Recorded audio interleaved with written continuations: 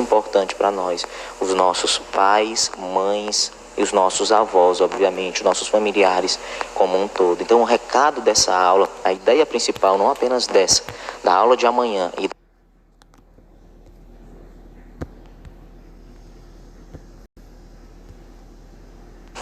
entendemos que as crises também nos ensinam.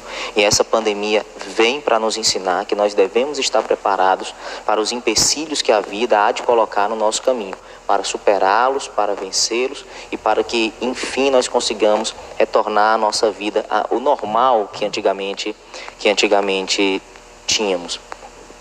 Portanto, senhores, no primeiro momento dessa aula, nós vamos fazer uma revisão sobre aquilo que vimos até mais ou menos meados de março, lá pelo dia 13, dia 15 de março. E nesses 2 primeiros capítulos que vimos, nós estudamos sobre a globalização. E entendemos, percebemos que a globalização é um fenômeno que encurta as distâncias, é um fenômeno que nos aproxima, é um fenômeno que derruba os muros, tanto dessa nossa aproximação física, devido, obviamente, ao aparelhamento e aprimoramento de alguns equipamentos, como, por exemplo, o avião, que permitiu um transporte com muito mais segurança e velocidade de pessoas, mas também de mercadorias, mas também nos ajudou, claro, a transportar, a levar informações. E essas informações foram muito importantes para o desenvolvimento do mundo nos últimos anos. É claro que a globalização não começou ontem ou alguns anos atrás. Há quem diga que a globalização inicia com a globalização. Outros ainda dizem que a globalização, na verdade, vai iniciar-se ali com as grandes navegações, quando Portugal começa verdadeiramente a construir os primeiros barcos para buscar novos territórios, para buscar novos locais, para desbravar, para retirar riquezas e poder, obviamente, sustentar-se numa crise que existia naquele período. A verdade é que a globalização, ela tem 2 lados. Tem sempre um lado muito positivo de nos aproximar, de nos fornecer conhecimento, por exemplo, de nos fornecer a possibilidade de estarmos aqui aprendendo uma coisa nova. Para mim isso é extremamente novo. Creio que para você nem tanto. Bom, quem nunca assistiu uma aula antes de uma prova, de um TD ou de um trabalho para se preparar melhor, ou mesmo para revisar alguma coisa que já havia estudado. Veja, tudo isso a globalização faz por nós, nos coloca em frente à informação. Somos nós que precisamos entender o que é que nós devemos fazer com essa informação. Mas a mesma globalização também denota para nós, deixa claro que existe um lado nefasto, um lado ruim, né? um lado meio sombrio. Por exemplo, aprimora algumas divergências, alguns espaços que existem dentro da sociedade, quando, por exemplo, alimenta o desemprego. Afinal de contas, nós vivemos hoje um mundo muito competitivo. E você que está no 9º ano sabe disso e é por isso que se prepara dia após dia. Porque no ano que vem será mais um ano de preparação, mas no ano seguinte, quando você estiver cursando o 2º ano do ensino médio, você já poderá fazer seu primeiro teste dentro do Enem. E é ali, senhores, que as portas para a vida, para um mundo diferente, em que você vai poder escolher sua profissão, é ali onde tudo vai iniciar verdadeiramente. Para termos um emprego, é preciso entrarmos nesse mundo extremamente competitivo. É claro que com as migrações que foram ocorrendo, alguns problemas aconteceram. Por exemplo, a xenofobia. Há quem diga que os imigrantes, eles acabam por pegar ou tomar ou pegar para si, roubar mesmo os empregos das pessoas, os nativos de determinada região. Para lembrarmos bem, basta imaginar que no começo do governo de Donald Trump nos Estados Unidos, ele propôs construir um muro exatamente ali nos limites, na fronteira entre os Estados Unidos e o México, alegando justamente que os mexicanos, eles acabavam por tomar empregos dos norte-americanos. A xenofobia também se dá por outros casos, e as migrações, elas estão ali dentro. Por exemplo, os preconceitos religiosos, ainda que nós tenhamos a possibilidade de viajar para locais que são, na verdade, centros religiosos importantes. Existe a migração religiosa, peregrinação, que obviamente foi sentida com mais força e volúpia com a globalização. Mas há crimes que também acontecem mediados pela tecnologia e pela globalização. O tráfico, por exemplo, humano. Mulheres são muito traficadas, crianças são muito traficadas para se retirar os órgãos. E claro que nós, além do tráfico humano, também falamos do tráfico de drogas, que é esse tráfico que acaba tantas famílias, que mata tantas pessoas e que acaba por prejudicar tanta gente. Bom, mas falando um pouco, ou resumindo um pouco sobre aquilo que estudamos, você deve ter lido de novo o capítulo 1 e o capítulo 2, a mensagem agora é dizer que o tema da aula de hoje, ele é um tema muito denso, né? Ele é um tema muito denso e muito complicado, porque é muito diverso o continente que hoje nós vamos começar a estudar. Então veja, eu já abro um parêntese para dizer a cada um de vocês que hoje esta não será a única aula sobre este continente, que é o continente asiático. Ele é muito grande, tem muitas nuances e há muitos setores que nós devemos estudar: população, sociedade, economia, regionalização, relevo, vegetação, clima e etc. Nós vamos começar, obviamente, com algumas características mais físicas desse continente, que é o continente asiático. Mas antes de nós adentrarmos mesmo, né, entrarmos no tema e começarmos a desbravar algumas informações que vão servir para vocês depois, quando estiverem estudando em casa, porque aqui eu vou fazer um aparato de tudo. Vocês têm que estudar em casa, prestar muita atenção, para poder, na verdade, colocar na cabeça de vocês. Tem 2 links aí, esses links são muito importantes. O primeiro link fala do relacionamento entre a Ásia e o Brasil, entre esses blocos econômicos que foram criados ali. Nós sabemos que Brasil e Ásia, principalmente alguns países como Japão, China e alguns países que são considerados chamados tigres asiáticos, essa relação econômica ela é muito forte, ela é muito firme, e tem esse texto, é um texto longo, muito interessante, que convido vocês a ler. Tá aí o link, né? Basta colocar, você sabe como funciona, é um link que ele é seguro, a FTD entrega esse link pra gente, ela observa esse link, lê para que não tenha nenhum problema. E o outro link, o link abaixo, fala sobre o Mar de Aral. Ele é um mar que desapareceu. Claro que vez ou outra, nós seres humanos, nós colocamos o nosso dedinho ali, o nosso dedinho podre, e acabamos por destruir as coisas que Deus fez e que nos entregou. Então, é também um texto, uma reportagem muito interessante sobre o que aconteceu com o Mar de Aral e quais são as curiosidades sobre essa região do continente asiático. O tema está aí, continente asiático, a nossa primeira aula de geografia após esse período que vivenciamos, quarentena mesmo, porque nós nos afastamos por volta do dia 13 e 15, passamos uns 10 dias, um pouco mais, porque houveram alguns feriados sem aulas, e depois iniciou em abril as nossas férias. E é com esse tema que nós vamos iniciar. Então, a primeira coisa que eu gostaria de dizer a respeito do continente asiático é que a palavra mesmo, a palavra-chave da aula de hoje é diversidade. Não tem como falar da Ásia sem falar de diversidade. Nós estamos falando de 49 países. Nós estamos falando de um continente gigantesco. E nós estamos falando, claro, de um continente que sofre muito com os estereótipos que são criados. Bom, um exemplo de um estereótipo criado para os asiáticos. Nós acreditamos que todos eles são brancos, que todos eles têm os olhinhos puxados, que todos eles são bons em realizar algumas atividades e que não conseguem executar algumas atividades tão bem quanto outras. Nós criamos essas características na nossa mente e imaginamos que, apesar desses indivíduos existirem em algumas regiões, eles não são, obviamente, um padrão que é copiado, que é repetido. Então, esses estereótipos, eles devem ser lentamente, pelo menos, se a gente puder acabar com os estereótipos de maneira rápida, eles devem ser exterminados da nossa mente, para que nós possamos pensar verdadeiramente como geógrafos, como cientistas, que estamos analisando dados. Veja, a extensão desse continente ela é muito grande, ela é gigantesca, 44 milhões de quilômetros quadrados. É, como já dizia para os senhores, enorme. É o maior continente do planeta, é o maior continente do mundo, e ali dentro estão 49 países. Países muito importantes, países muito diferentes em vários setores, na sociedade, na economia, na política, no governo, na forma como formaram e mantiveram seus estados, em sua população, na sociedade, na cultura, nas etnias que ali dentro que ali dentro residem.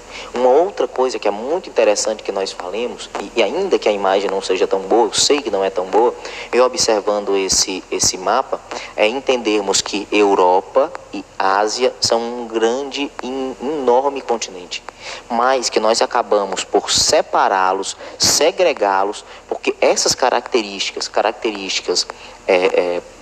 culturais, características de religião, de crença, de língua, de etnia, né, separam por completo a Europa da Ásia. A cultura asiática é uma, a cultura da Europa é outra. Contudo, se nós observarmos esses dois continentes, eles formam um único, e nós chamamos esse gigantesco continente de Eurásia. Você deve ter escutado esse nome, se não, vá no Google mais tarde, pesquise para que você possa entender. Isso está intimamente ligado, nós sabemos, a Alfred Wegener e a teoria da deriva continental.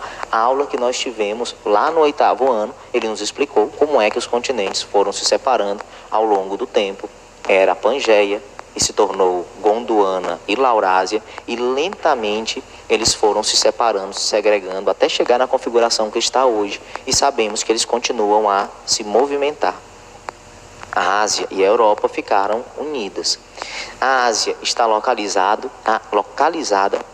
a leste do meridiano de Greenwich, ou seja, ela está no hemisfério oriental. É o maior de todos os continentes, com 44 milhões de quilômetros quadrados, estou repetindo. E claro, tem limites, né? Quais são os limites do continente asiático? Ao norte, ele vai dar de cara com o Oceano Glacial Ártico. Ao sul, com o Oceano Índico. A leste com o Oceano Pacífico, a oeste com o Mar Vermelho, e esse Mar Vermelho que vai separar ele, obviamente, do continente africano. Também haverá o Mar Mediterrâneo e também os Montes Urais. Os Montes Urais, uma cadeia montanhosa, uma cadeia de montes, é que vai servir para separar a Ásia da Europa, não é? Muito bem, características gerais do continente asiático para iniciar.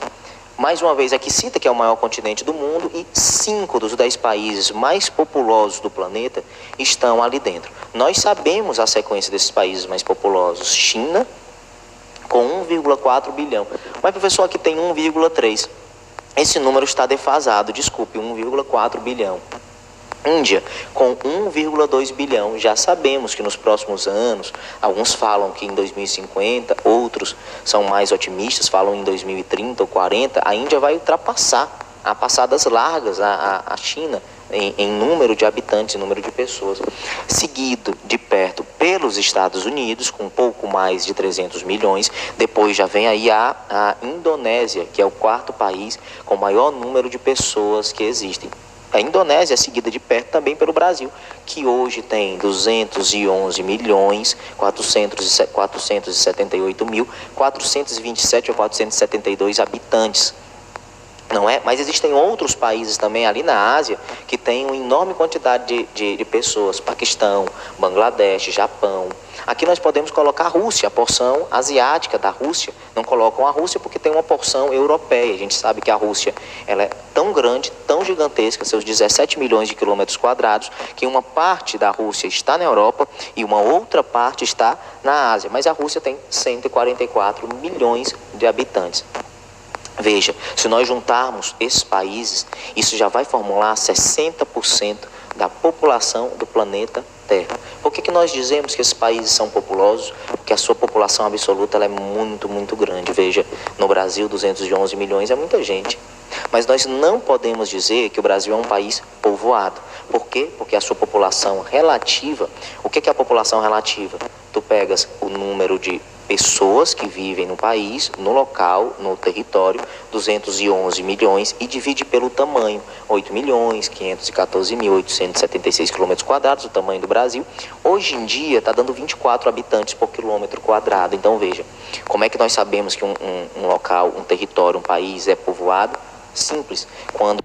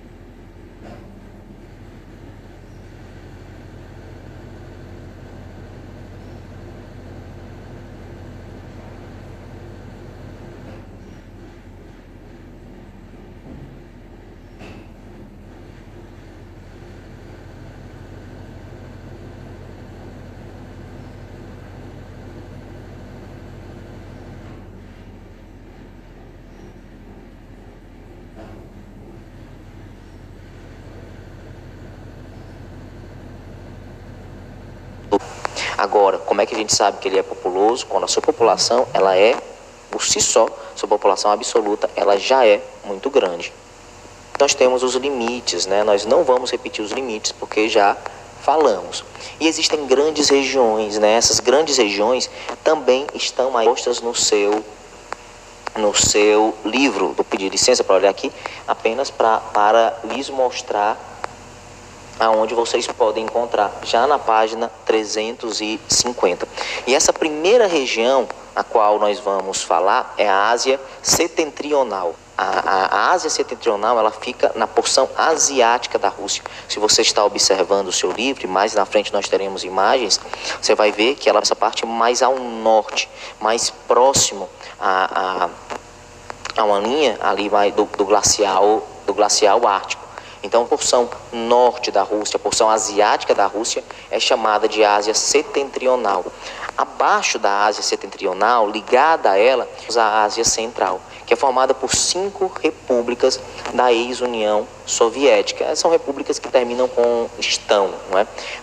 Houve uma revolução na Rússia em 1917, no meio da Primeira Guerra Mundial, e que em 1922, se não me engano, posso estar enganado e peço desculpa, 30 de dezembro de 1922, a Rússia deixa de chamar-se Rússia e passa a chamar-se de União Soviética, a União das Repúblicas Socialistas. E essa União Soviética, esse grupo de países, ele vai se dissolver no dia 26 de dezembro, repito, também se não me engano, de 1900. Quando esses países eles se dissociam, alguns países exigem a sua independência e acabam tornando-se repúblicas. Estão aí 5 repúblicas da ex-União Soviética que estavam ali numa porção da Ásia que nós chamamos de Ásia Central. Qual é a religião? Como é que a população está marcada? É uma população em grande parte muçulmana.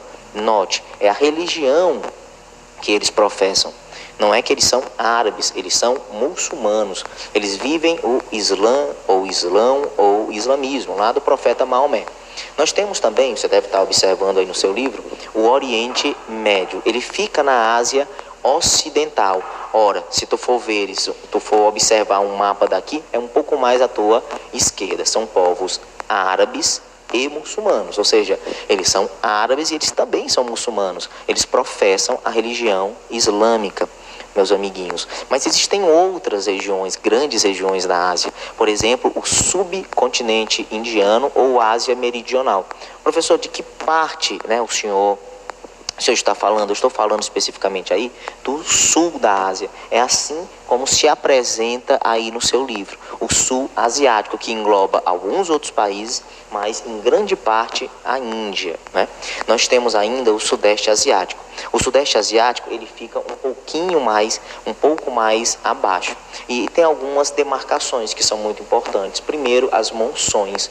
Ali, gente, o clima ali é o clima tropical. E as monções são um braço desse clima tropical. Os povos são indianos e indo-chineses ali que estão alocados no sudeste asiático. E por fim, o extremo oriente ou a Ásia Oriental, que aqui no seu livro se apresenta como leste asiático. São dominados pelos povos amarelos, como nós também os conhecemos aqui. Basta você olhar um censo.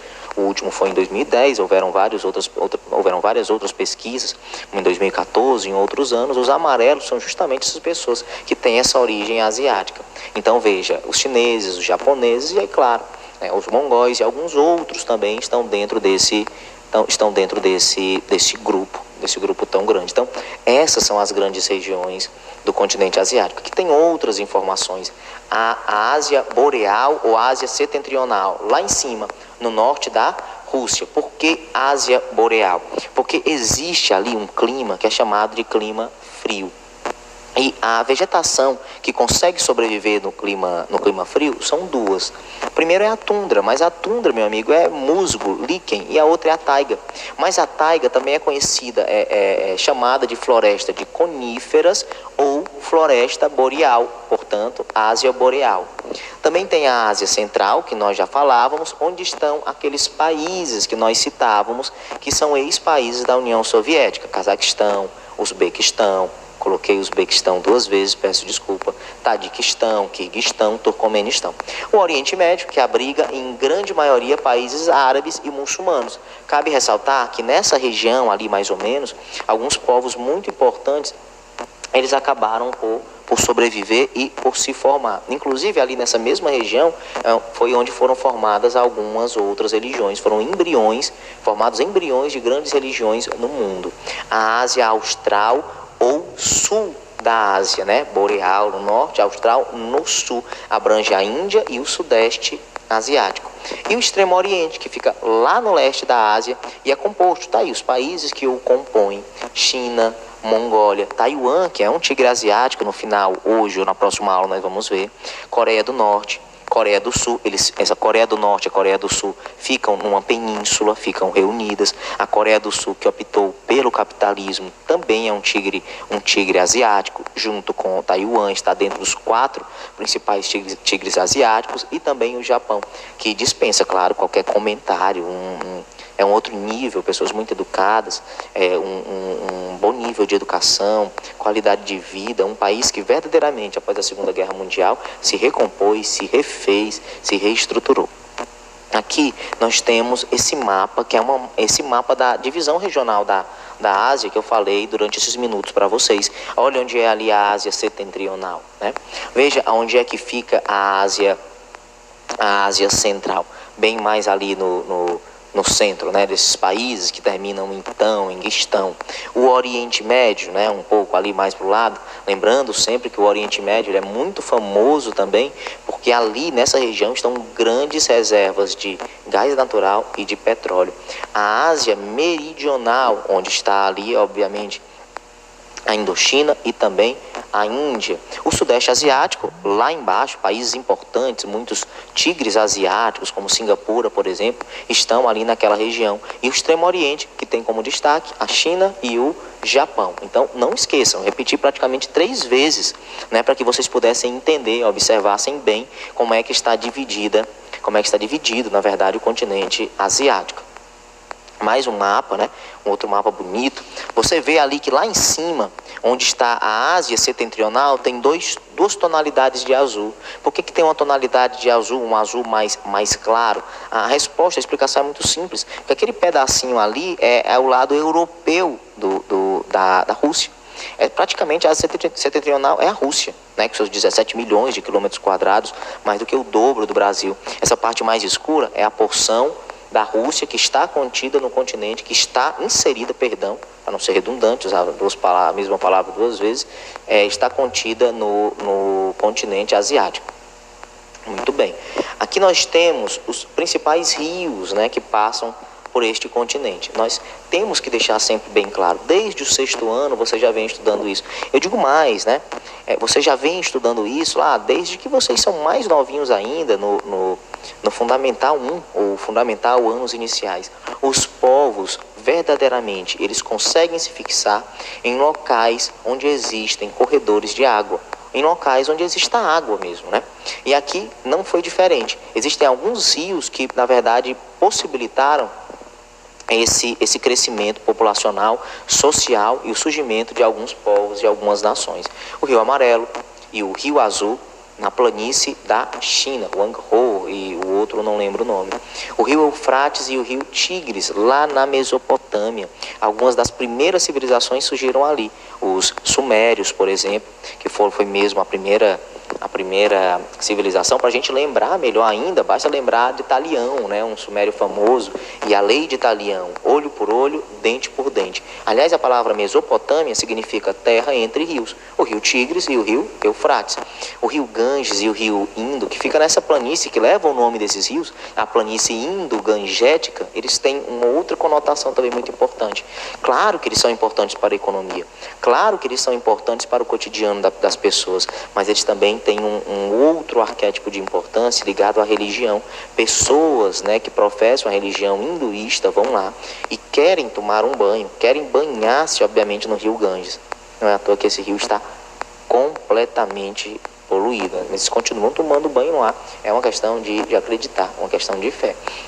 E claro, existem outros rios que estão congelados lá no Planalto da Sibéria, lá na região norte próximo à Rússia, e é muito, muito, muito frio, temperaturas inclusive abaixo de zero. Nós temos algumas características do relevo, características mesmo, porque se nós fôssemos falar especificamente sobre tantas outras coisas, né, tantos outros detalhes, idiosincrasias que existem ali, olha, demoraria uma aula. Isso aqui todo é um grande resumo. Você vai se ocupar em aprender detalhadamente, né? O Monte Everest, que é o ponto mais alto do planeta, daqui a pouco tem uma imagem dele, 8.848 metros.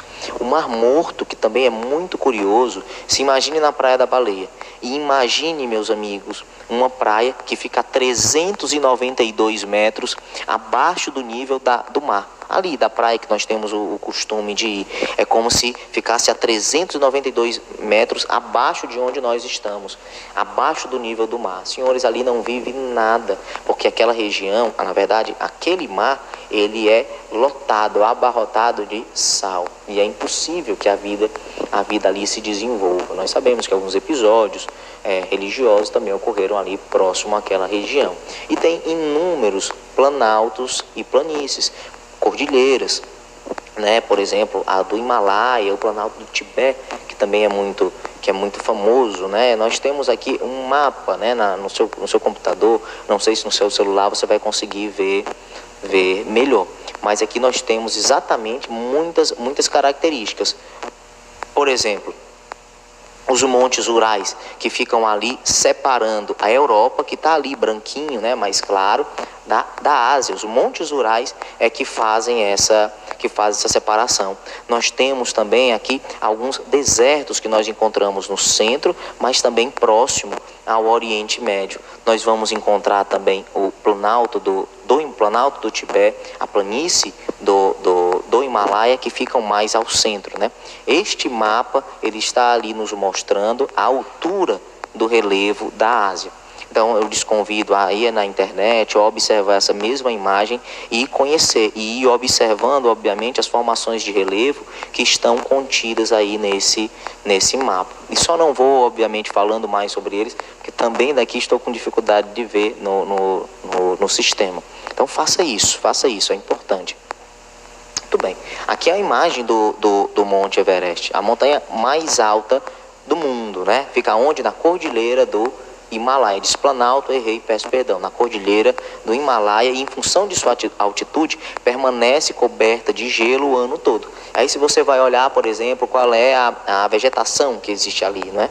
Qual é o clima que existe aí? É um clima chamado clima frio de montanha. E a vegetação que leva o mesmo nome, vegetação de frio de montanha. Ou seja, é tão alto, são altitudes tão elevadas que fica congelado o ano todo. Né? Então é um outro clima que mais à frente nós vamos ler um pouco, vamos falar um pouco também sobre ele. Então nós chegamos aqui nas zonas climáticas. Eu vou ultrapassar esse slide porque o outro é melhor, né? E explica melhor para a gente essas zonas climáticas, né?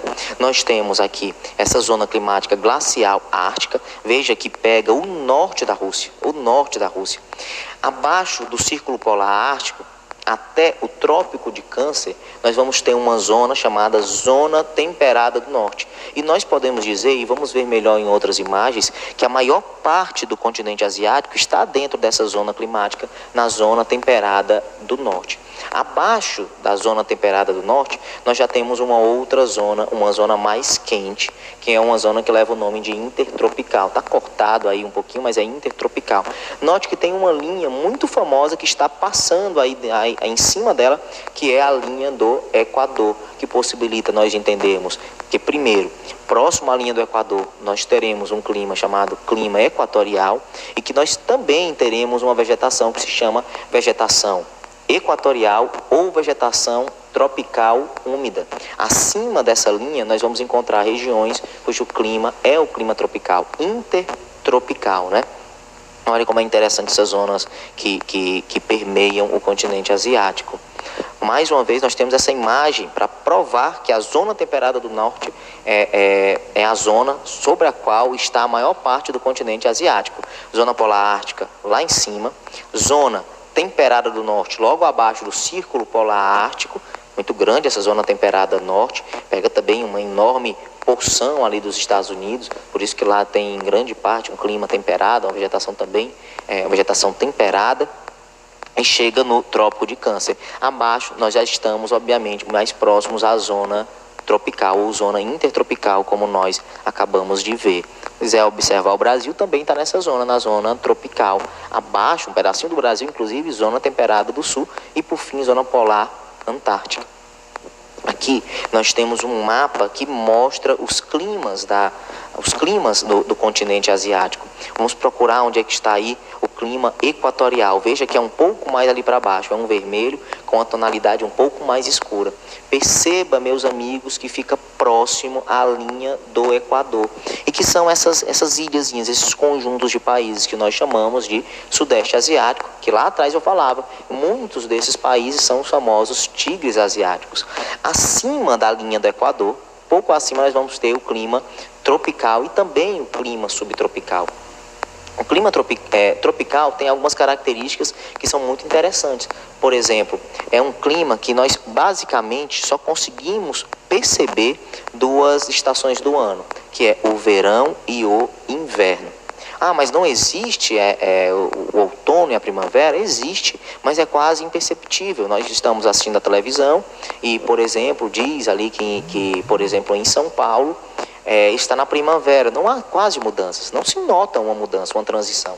Ou que por exemplo, primavera ou que é outono, não se percebe, mas se percebe quando é verão e se percebe quando é inverno. E note que a vegetação que existe lá é uma vegetação que também leva o mesmo nome, que é a vegetação tropical. Cabe ressaltar que Charles Darwin, quando esteve no Brasil, quando ele circundava o mundo no barco Beagle, né, passou 5 anos, passou no Brasil 2.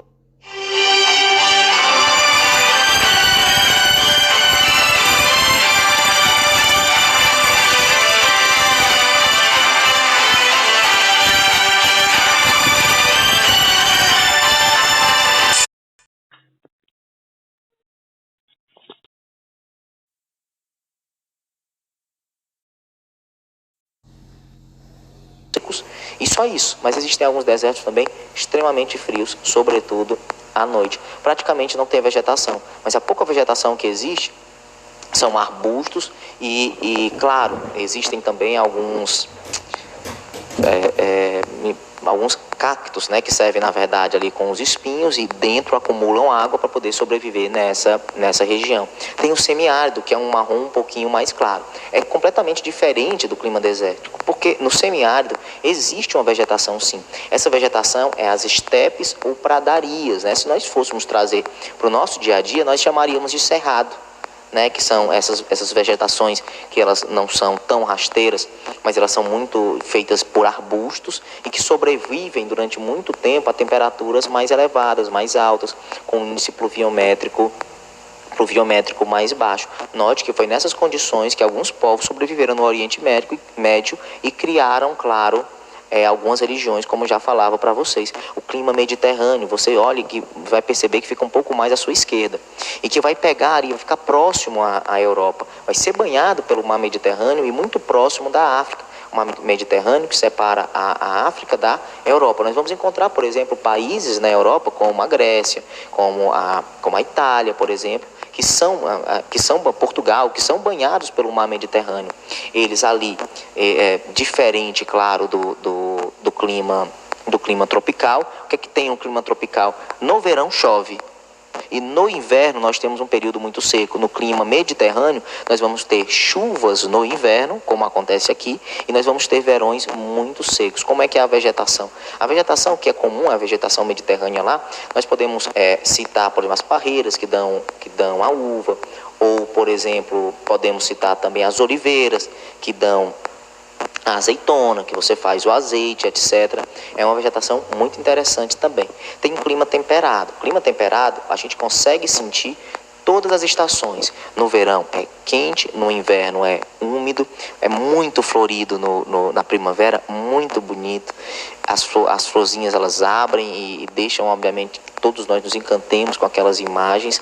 E claro, lá no outono, as folhas caem, mudam de cor, é perceptível, né? É claro que é um clima também que a gente conhece como um clima mais ameno, não é? Esse clima temperado também acontece em boa parte da Europa, também nos Estados Unidos. Temos o clima frio, é ali nesse clima frio que nós vamos conseguir encontrar a tundra são líquens e musgos, você vai ser encontrada quando a temperatura ela estiver um pouco mais elevada, e também a taiga conhecida como floresta boreal, ou também conhecida como floresta boreal ou floresta temperada. Temos ainda o clima frio de montanha. Note que fica ali próximo da cordilheira do Himalaia, ali no centro, e também do Planalto do Tibete. O que é que, na verdade, irrompe essas características mais frias, muito frias, como ali no Monte Everest. O Monte Everest está por ali, bem no centro. Um pouco acima também tem clima frio de montanha, a altitude que é muito elevada. E temos, por fim, o clima polar. Aí, meu amigo, é muito gelado, com temperaturas muito abaixo de zero. São mais ou menos esses os climas e as vegetações ali do continente asiático, claro que falando muito por cima. Mas existem outras informações que eu posso passar para os senhores. Por exemplo, ainda dentro dos climas da Ásia, a gente pode falar da continentalidade. E dentro da continentalidade, nós vamos começar a perceber a formação dos desertos, né? Essa continentalidade, que são ventos que sopram para o mar, e do mar sopram, claro, também para o continente, não é? E tem outros climas na Ásia, por exemplo, naquela faixa que é a faixa tropical, existe o clima mais interessante, geralmente cai muito em concurso, também cai no Enem, em outros vestibulares, que é o clima de monções. Talvez seja o clima mais característico da Ásia. E é muito interessante nós observarmos, as monções são, na verdade, ventos que sopram ou para o continente ou que sopram para os oceanos. E há dois movimentos. O primeiro movimento ocorre no verão. No verão, por exemplo, o que acontece é que no continente em específico, a temperatura vai estar mais alta e vai formar, obviamente, essa cadeia, né, esse bafo que é mais quente, esse ar mais quente. E naturalmente, como nós sabemos estudando física, o ar quente ele é mais leve, gera menos pressão, ele sobe por ser mais leve e abre um espaço ali em cima do continente. Ao mesmo tempo, no verão, no oceano, o que está acontecendo é um clima mais úmido, mais frio, e o clima mais frio pesa, não sobe, porque é mais denso. O que acontece no continente quando esse ar mais quente sobe ali em cima do continente, como não há vácuo, aquele espaço deixado é ocupado por esse clima, por esse ar mais frio que vem do oceano. E essa umidade que vem do Oceano Pacífico, meus amigos, geram chuvas, que são chuvas torrenciais. Mas pior ainda do que serem muito fortes, elas duram muito tempo. Se nós temos uma média de 2.000 milímetros de chuva, por exemplo, ali na floresta amazônica, nós vamos encontrar 4.000 milímetros de chuva, com um detalhe, a floresta amazônica chove 2.000, 2.500 milímetros por ano. 4.000 ou mais milímetros se dá em um período apenas no verão. Então acontecem inclusive algumas catástrofes, algumas vezes pessoas morrem, ali é um ambiente em que pessoas muito pobres vivem. Acontece mais na Indochina, na Índia, né, e em alguns outros locais. Quem lembra daqueles meninos que ficaram presos na caverna, as autoridades diziam o seguinte: olha, nós só vamos conseguir retirá-los mesmo 6 meses depois, quando as monções passarem, porque estava chovendo. E aí eles iriam enfrentar dificuldades, obviamente, para retirá-los. E tem também o inverno. No inverno acontece o contrário. Acontece que o continente ele está mais frio. Portanto, esse ar frio ele é mais denso. Então ele vai ficar ali embaixo. E é no oceano que essa temperatura ela vai estar mais elevada. Estará mais elevada e, claro, esse ar quente vai subir e toda a umidade que estava em cima do continente, ela vai passando e ali nós vamos passar por um período de estiagem. O clima de monções ele é muito famoso, muito interessante de se observar e de se estudar. É um clima peculiar e está explicado para os senhores, espero que tenham entendido. Só um instantinho, meus amiguinhos. Vamos passar aqui o slide aqui, um probleminha. Pronto. As monções vêm do árabe mausim, né, que é uma estação, designação dos ventos, como a gente já havia falado. Imagens do clima mediterrâneo, como a gente já havia falado para os senhores. Uma estação seca no verão e chuvosa no inverno, precipitação de 200 a 1000 milímetros. Essas imagens bonitas do clima mediterrâneo. Temos aqui o clima subpolar, temperaturas entre -5 e 3 graus, invernos frios e longos. Fica ali, logo abaixo do clima polar, lá próximo lá na Rússia e na Sibéria. Chove muito, olha que interessante, 1700 milímetros. Temos o clima equatorial, quente e úmido, temperaturas médias entre 25 e 27 graus. Não há amplitude térmica, ou seja, a temperatura ela não muda muito. Ela permanece muito próxima sempre. E uma alta pluviosidade. Se tu pega exatamente onde está ali esse clima equatorial, se tu vai seguindo ali, tu vai dar direto na floresta amazônica, que tem as mesmas características. A floresta amazônica é uma floresta equatorial, claro, com alta pluviosidade, 2.000 milímetros anuais e chuvas bem distribuídas durante o ano. Essa imagem ela não está tão boa, mas eu acredito que aí, se estiver maior, vocês podem ver, inclusive, melhor do que eu. Aqui faz uma relação que quão maior a altura, né, na verdade a vegetação ela vai sendo transformada, ela vai mudando lentamente, né? E aí a gente pode observar, deixa eu olhar aqui com os senhores. Note que lá embaixo nós vamos encontrar uma floresta tropical, mais embaixo. Depois nós já vamos encontrar uma floresta mais temperada. Em cima um pouco nós vamos encontrar a floresta de coníferas. Um pouco mais acima nós já vamos ter uma outra vegetação caducifólia e também feita de taigas. Quanto maior a temperatura ou a altura, vai diminuindo a temperatura e automaticamente a vegetação ela vai sendo modificada. Afinal de contas, o clima tem tudo a ver com a vegetação. É quase uma roupa que vai se vestindo. O clima polar, invernos longos e rigorosos, temperaturas -15, -5, a superfície permanece coberta por gelo o ano todo, tem uma baixa concentração populacional, por motivos óbvios também, e há precipitações bastante reduzidas, praticamente não chove, né? São desertos de gelo praticamente, que como nós sabemos.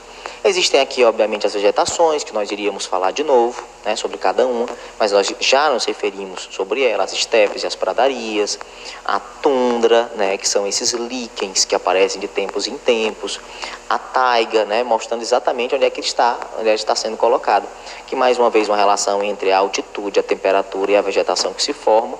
Eu estou correndo, nós estamos terminando. Aqui são as florestas temperadas, olha que cor bonita, provavelmente no outono, né? Florestas tropicais e equatoriais, como a floresta amazônica, florestas que também existem ali na Ásia. Então, senhores, temos esse mapa da vegetação. Vou deixar um pouquinho aí para que vocês possam ver onde acontece cada vegetação.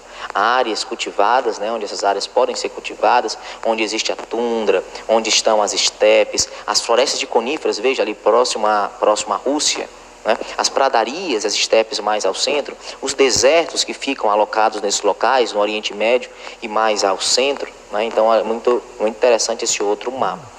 Os principais mares, existem mares ali, inclusive alguns mares que são internos, o Mar Mediterrâneo, o Egeu, de Mármara, o Mar Negro, o Vermelho e o Cáspio. Nós poderíamos falar sobre cada um. Nosso tempo, ele já foi ultrapassado. Então nós vamos continuar a próxima aula mais ou menos aqui de onde nós paramos. E vamos chegar inclusive nos tigres asiáticos, como eu falava para os senhores. Eu termino essa aula agradecendo imensamente a paciência que vocês tiveram comigo e espero sinceramente que vocês tenham podido aprender alguma coisa nova, alguma coisa diferente. Estudem, né? Não tem como aprender esse conteúdo tão denso, tão diverso, tão difícil sem estudar. Espero ter ajudado em alguma coisa. Fiquem em casa, se cuidem. As atividades estão aí,